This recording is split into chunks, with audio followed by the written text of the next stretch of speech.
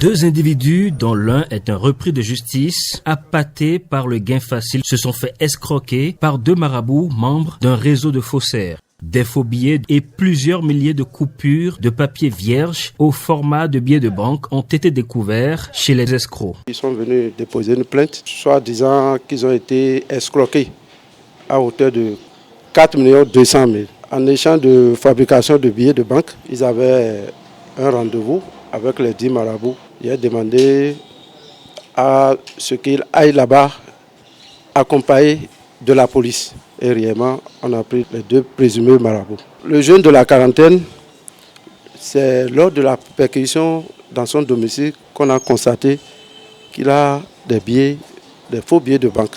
Le montant total fait 1 190 000.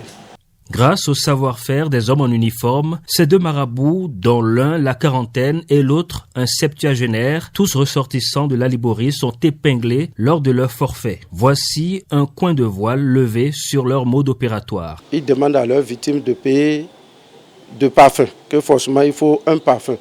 Le parfum coûte 800 000, le moins cher à 150 000.